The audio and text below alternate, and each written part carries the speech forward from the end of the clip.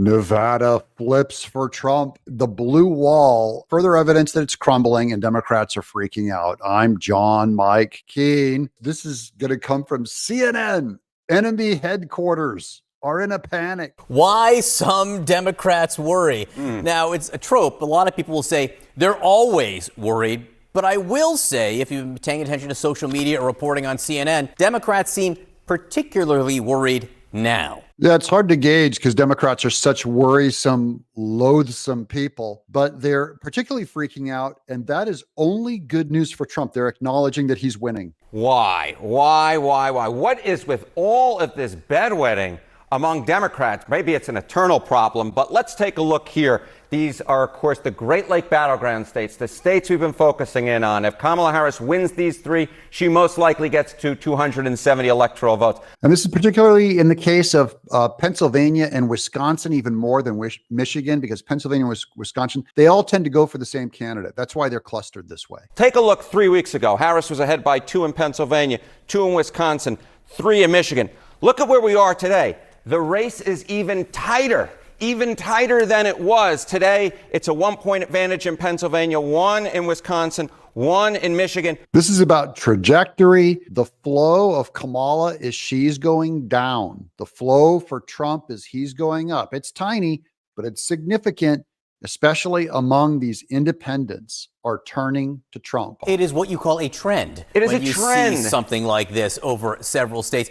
When you compare this to 4 years ago, what does it look like? Let's take a look, and we're going to look at an average across these 3 states, right? Michigan, Pennsylvania, and Wisconsin, an average on October 11th. What do you see? Well, if you look 8 years ago. How accurate are polls across 3 elections? So if polls are all grabbing people at the same rate and biasing things in the same way, it is a disaster for Kamala. It spells out that she's losing. And of course, Clinton lost in all 3 of these states, and Joe Biden barely won in all 3 of these states. So when you see Harris up by just a point across these 3, I think that this is really the type of thing that gets Democrats really to worry, John, because the simple fact is Kamala Harris is doing considerably worse than either Biden or Clinton was. Because Biden's was just by a hair that he won, allegedly. And so Kamala does not have enough to pull her over that finish line. In fact, she should be way underwater. This goes all down ticket. It helps the Senate. It helps everyone else that Kamala Harris is losing and Trump's momentum is doing great. I don't know how she reverses this. This is a major act for her to be able to pull it back up at this late in the game. There may be some other reasons in general why Democrats are more worried. Yeah, so I think it just comes down to the fact that Democrats are more worried about a Donald Trump presidency than Trump supporters are about a Kamala Harris presidency. Well, now I don't know what he's talking about because we're all terrified of a Kamala Harris presidency. I have a little more confidence in you, the patriot, so that even if Kamala Harris won, I think half of America being on good footing versus the half of America that's on bad footing, I'll always bet on the half of America that's on good footing. So angry if the opposing candidate wins. 52% of Harris voters say they'd be angry if Donald Trump won versus just 42% of Trump voters who say they'd be angry if Kamala Harris was. The Democrats have basically run a campaign on hatred. That is Kamala. The only reason why someone would go for such a vapid idiot boob is because they hate Donald Trump so much. So all of their momentum comes from hatred. And I've heard this all the way back to the Bush election, that you can't just run against the other guy. You have to make a positive case for your guy. And Trump is better at making a positive case for him than Kamala is at making a positive case for her. She has no positives. So I think this is more of a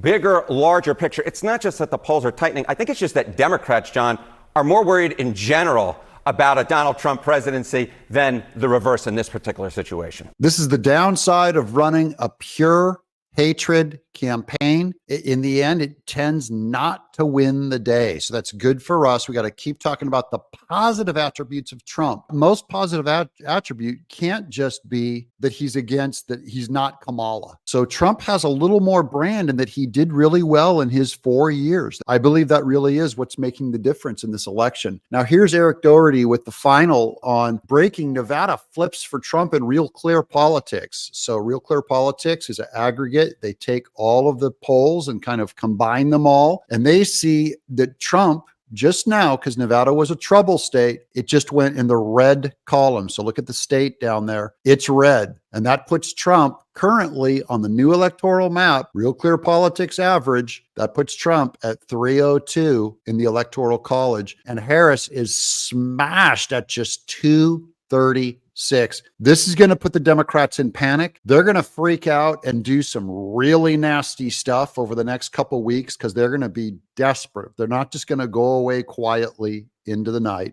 I'm John Mike Keene, Nevada.